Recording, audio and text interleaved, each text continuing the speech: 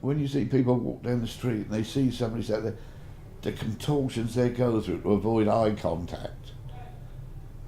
Because the minute you make eye contact, it's one human being to another. So it does need a message to be put over.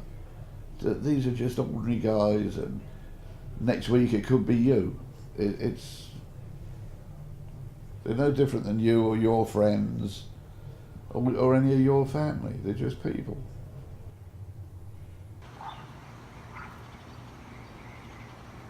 My name's Alan. I'm 68.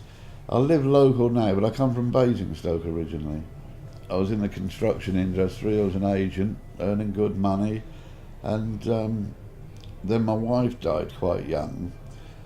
The children grew up, and all my life centred around them was work, and socially it was events to do with work, and it just got so depressing in the end. I just packed a bag and walked out the door.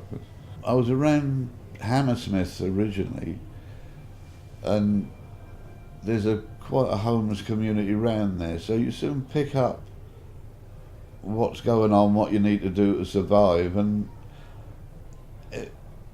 it's just the boredom. The boredom kills you. You spend most of the days in a place like the library or in the betting office because there's a telly up, things like this. It's really a mundane sort of existence, and there weren't so many places like this then. But even then, and you had to travel to get to places. I mean, I'd go as far as like Victoria, Hayes. They were dotted about, but they were a distance. But you didn't have much else to do with your time, so you walk a lot. It was a chap I met at Shepherd's Bush that was on the street that kept on about this soup kitchen at Ealing, and he kept on for 2 or 3 weeks, so I thought I'll go up there one Saturday with him.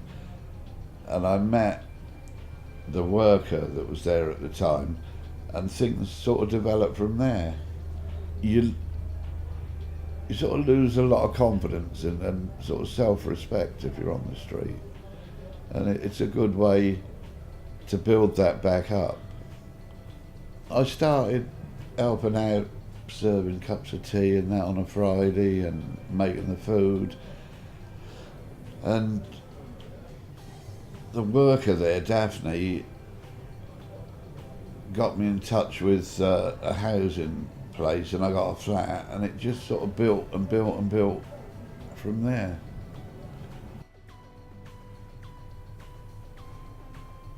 My name is Andrew McClay, and I work for the Ealing Soup Kitchen as the homeless support worker. So that involves running 2 drop-ins and manning, trying to find volunteers and running the social media and pretty much doing everything behind the scenes that you see in our soup kitchen. I got involved when I first moved to the UK in 2008 because I found myself homeless myself. I came over with money and I just didn't know where to go, so I ended up on the streets. I couldn't find a hotel. I didn't know the area. I didn't know anyone. So despite having money, I just didn't have any access to facilities. So I found myself sleeping behind a bin, and it snowed and all my stuff got damaged, and then I spent the rest of my savings buying back everything that had got damaged with the snow. And then I got a job and started volunteering here as a way of giving back. One of the things I'm always struck by when I come to this soup kitchen and when I go to any homeless organisation is how well behaved and polite a lot of the people are here. They're really, really, really thankful for what they get, and often they'll be the first guys to stay back and put the chairs away, do anything that they can possibly do to try and repay some of the kindness that you've shown them. So I think there's a huge misconception. I think society sees homeless people as a nuisance. They're people who get in our way, there are people who perhaps look a bit unkempt and don't contribute to society, they don't pay taxes. There's a whole different perception of homeless people and we see on the TV homeless people causing problems. You know, they might be urinating in the street, They might be yelling at someone. They might be doing something that's kind of quite contrary to the way perhaps we were raised. But they don't see the behind the scenes of it. They don't see how that person got to that. Nobody cares about the story. They just care about that moment.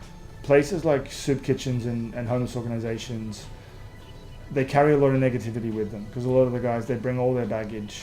They might be wearing loads and loads of bags, but that's not what's weighing them down. It's the stuff that's inside that weighs them down. And working for an organization, you hear a lot of their stories, and you hear a lot of the pain and the suffering that they go through.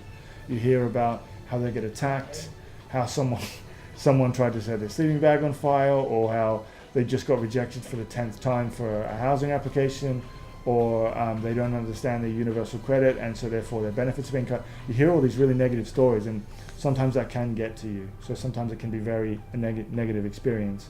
But I find that you don't do it for the masses. You do it for that one special person that you can help.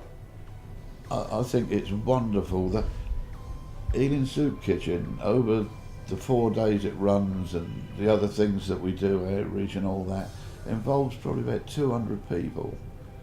And to get 200 people to give their time and the effort, people, need cars to do things, they turn up and do it. It's incredible and wonderful, the number of people that are there willing to do something. None of this had run without volunteers, And I think most of the employees at all of the sort of organisations have to have a heart for it. It's not a sort of 9 to 5 job you can go home and forget what you're doing. I think, like Andy, they do a lot more hours and a lot more stuff than they're paid for.